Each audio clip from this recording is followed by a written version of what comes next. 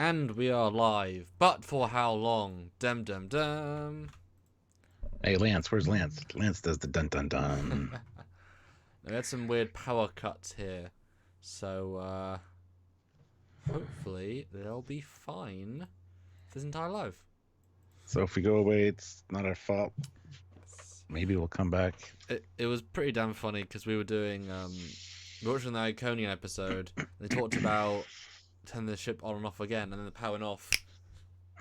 Literally that line. It was quite exceptional. So That's yeah, good. yeah. Hi, Stuart.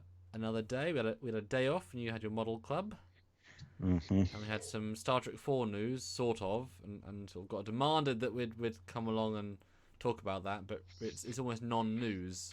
What to talk about? A guy we don't know who might be doing Star Trek 4. Chris Hemsworth is out, but Bind's apparently back in, but no script written. I'll believe it when I see it. There you go. We just talked about it. Because remember how they confirmed the first female director of all Star Trek? She was directing Star Trek 4, and she's not anymore. So, I mean, it means very little until it finishes, you know. So it's non-news, and we don't milk news like that, really. Yeah. You know, it's not the sort of thing. I mean, it's amazing how many people said, "Oh, he did Legion, whatever that is."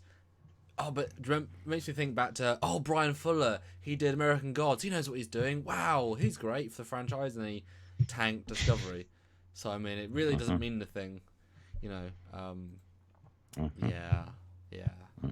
Hey, at least Mandalorian's good. It's very true. Very true. But we're here to talk about what today, Stuart? Season 2, episode 11, Contagion. And Dan23 just said, "Did you hear about Star Trek 4? Dan, go back and watch the first 2 minutes." Yes, Contagion, which I really don't think is the best name for this episode. No, that's why I didn't remember it, because the name doesn't really speak to what happened. I understand basically a computer virus infected one ship and was contagious enough to go to the next ship, but and then the next and the next. It just doesn't explain it properly. But yes, it's not. It's more exciting and important than that. It is, absolutely. At least in theory. This one is ones that they could have done an entire season on the Iconians. You know, it's always one of those. Them and the Preservers have always resonated towards as a concept. And actually, ironically, I forgot that they weren't the villains at the end. In my head, they are these conquerors, and it's like, oh, that's one of the little reveals. Like, oh, they're not. It's like, oh, I forgot again. Oops. Mm-hmm. Spoilers. Mm-hmm. Spoilers for a 27-year-old franchise or whatever. Oopsies. Well, we got a super chat. Ah, excellent. From Jarzia, who we can always rely on. Excellent. $5 and says, just watched Extreme Risk, and I realized how dumb it was to waste a week building the Delta Flyer when they had a perfectly good Aero shuttle to upgrade. Well, was it a blank installed in the Aero shuttle space, or was it an unfinished Aero shuttle?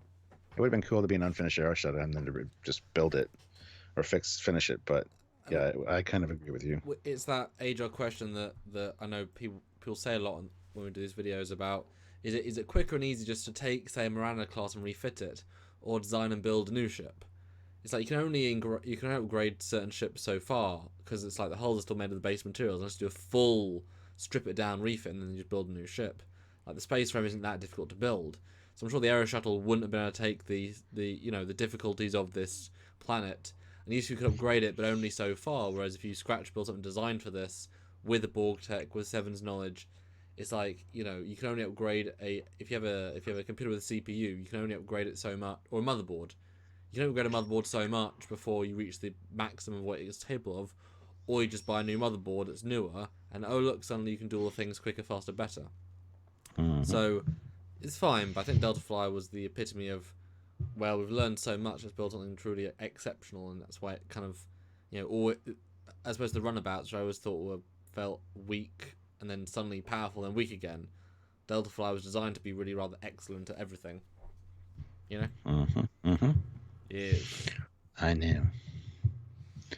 Well, do you want to share around that we're doing this? We already have 61 people here, so that's awesome. So everyone hit like right now. Let's get up like, to 50 likes. subscribe. Yes.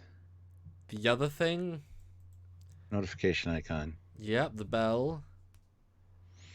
Anything else? Everything else. Oh, Patreon. Oh, super chats. Yes.